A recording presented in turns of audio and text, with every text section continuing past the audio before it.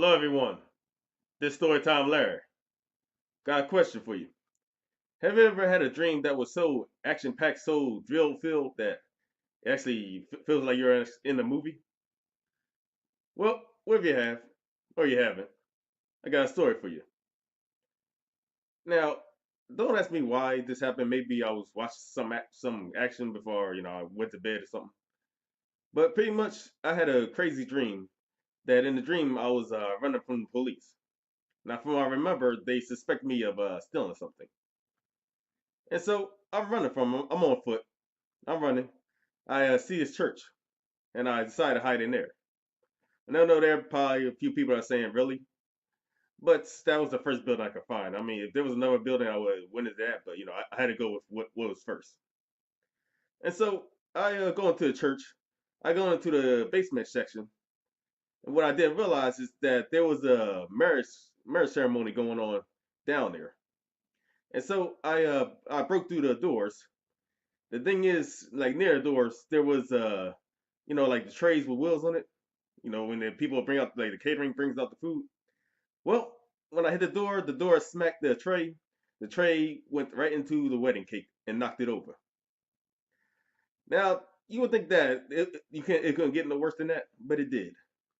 I found out that the wedding was actually it was a mafia boss being married, and I could tell it was definitely the mob because the people they had the slick back hair, the nice suits, along with the brass knuckles, the Swiss blades, and a few other things. And they were all pulling them out at the moment that cake hit the floor. And so I see this, I run for it. Now I run back upstairs. I'm running through the yard. I'm hopping over little small fences and all that. They're coming after me. And so while I'm running up towards this road. All of a sudden, this car pulls up. This guy says, "Hey, do you need a lift?"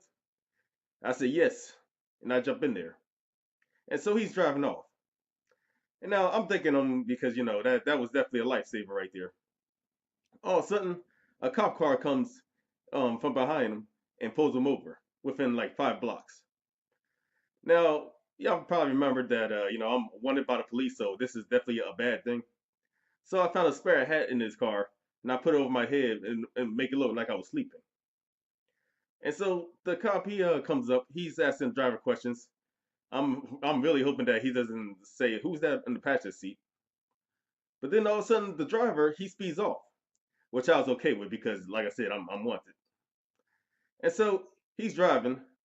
I decided to look in the side mirror to see if the cop was cop was chasing us, but I didn't see any cop cars or sirens or nothing.